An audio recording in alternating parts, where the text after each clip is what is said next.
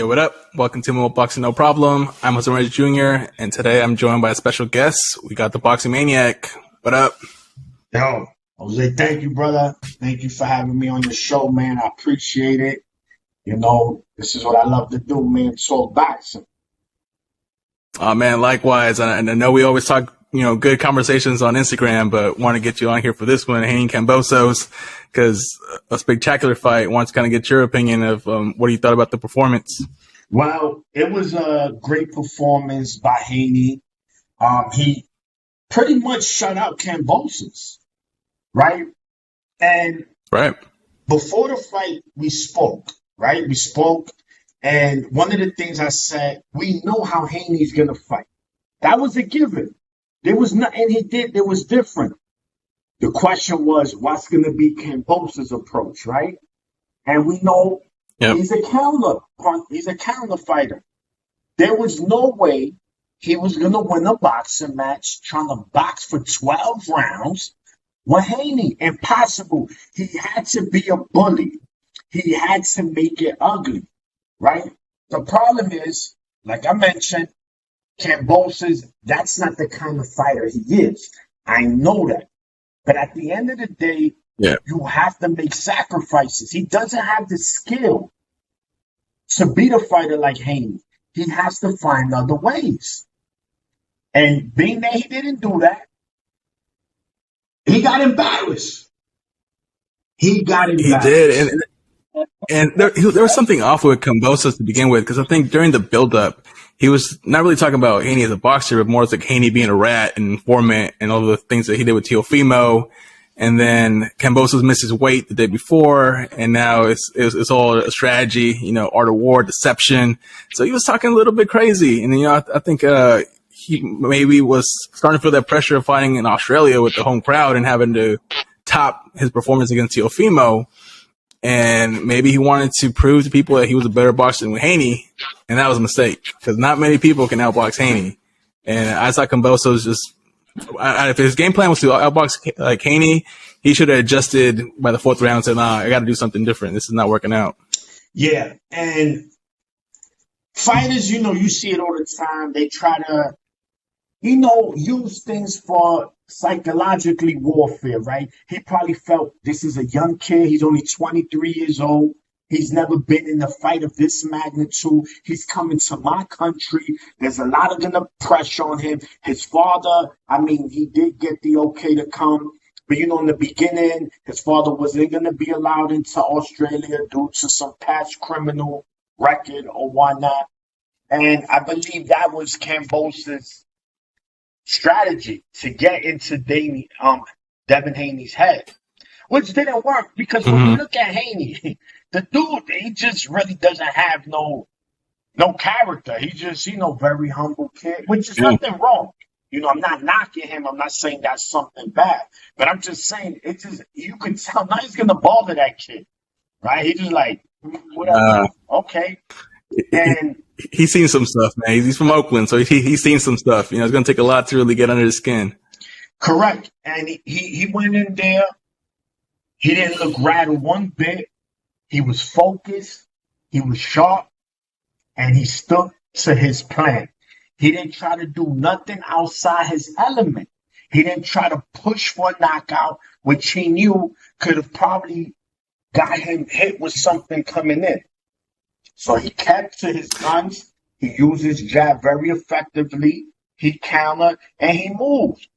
Exactly what we knew Haney was going to do, because that's why he does. Doesn't do nothing different. Yeah. Kambosos just... No, absolutely. Man, he just looked lost in there. Like I said, can he outbox Haney in spots? Yes, he can. He kind of did it yesterday, but that's what I meant. Just those little times, fine. And now, pressure. Get in his chest. You have to get in his chest. You have to rough him up, throw him on the ropes. Not dirty, but just roughing him up, letting him know, listen, it's going to be a long night for you. That wasn't the case. Yeah. Haney was just there in the middle of the ring doing whatever he wanted to do. Kambosos was frustrated. He just doesn't, he fights in one gear. That's all he does. He looks for countering. He might try to get off first, but that's it. And he's not a skilled fighter. That's just the bottom line. I agreed.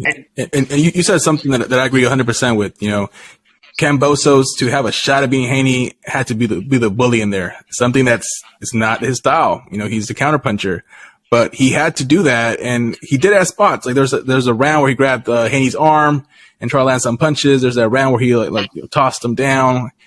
He had to do more of that to have a chance. He had to be rougher, but he just couldn't do it. You know, and we, like you said, we knew what Haney was going to do. You know, Bill Haney at one point said he's looking for one shot, don't get an opportunity. So it was hit and not be hit. And it was a similar fight to Haney Linares, where it was just like he was jabbing all night. You know, but, you know, at least Linares is a very skilled fighter. We've seen him, he rocked Haney in that fight, right? Oh, he did. And, but Haney, he recovered. He continued to do what, you know, he does, and that's something that, you know, I give him credit to, man. And he's bringing them 4 belts back, man. You know, he's bringing them 4 belts back, and no one can take nothing from Haney, man. You have to give the kid his credit, you know, whether you like him or not. You know, you have to give him his credit. The kid is tough, man. You know, yes, he's not the most exciting fighter. He's not a fighter that these casuals are gonna run. And who's fighting? Haney or that guy that was fighting in ESPN? Nah, man, I don't know. You understand? We gonna be there. I don't care. I'm saying I gotta watch this fight.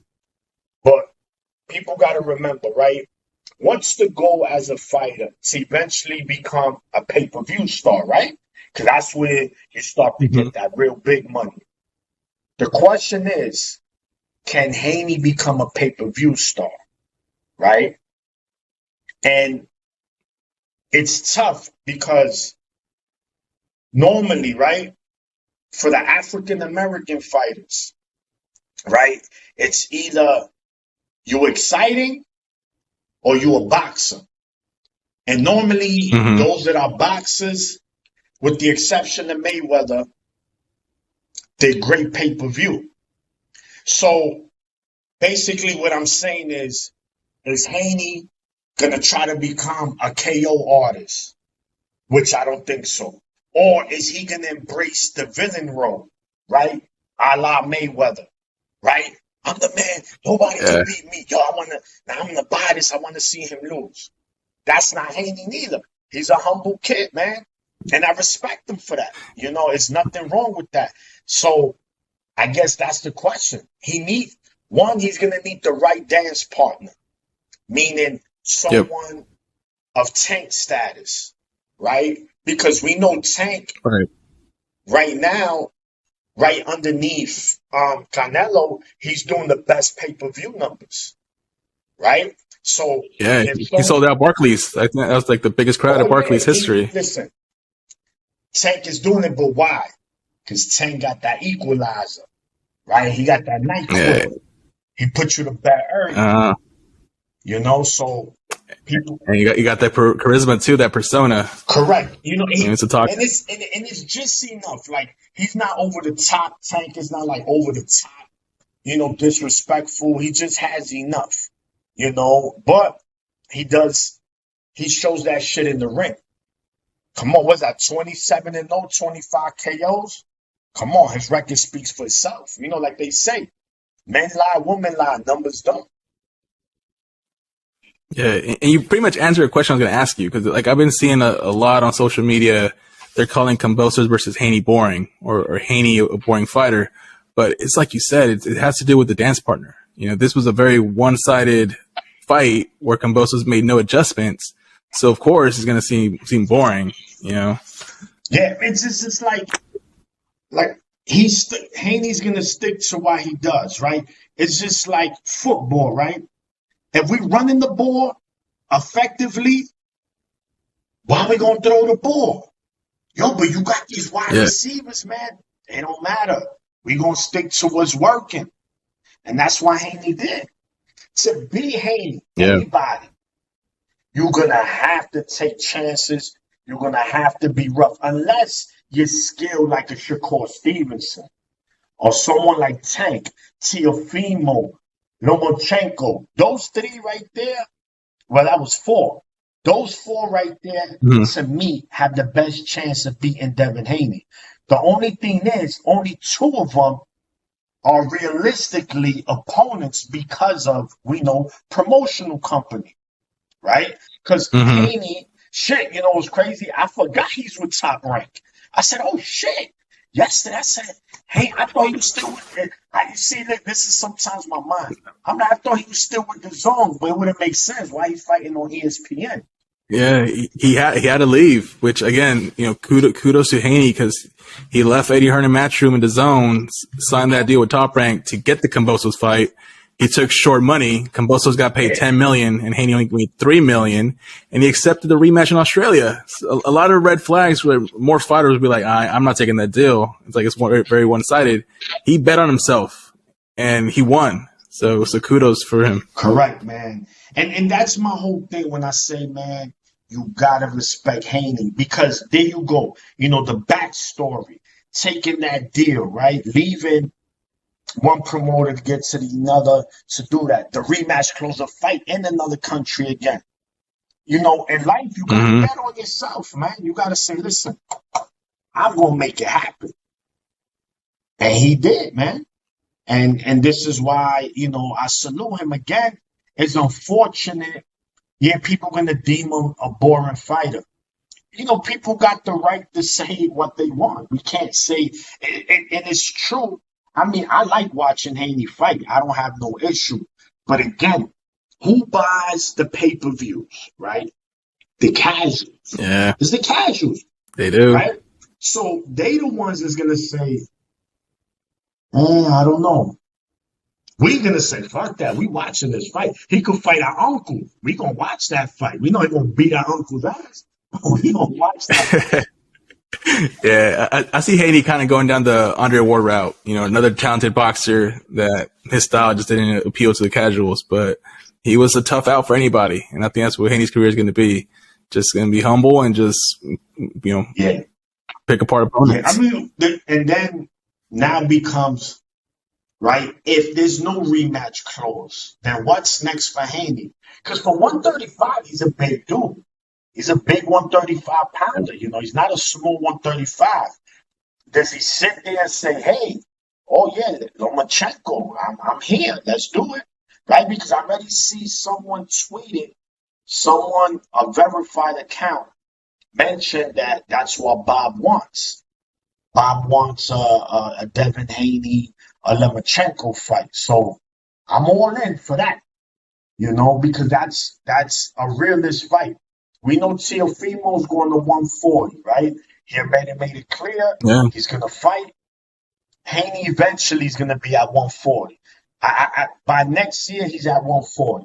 I don't see him at 135 any longer. Shakur Stevenson is at 130, right? So by the time he get to 35, Haney be at 140, right? I think so too.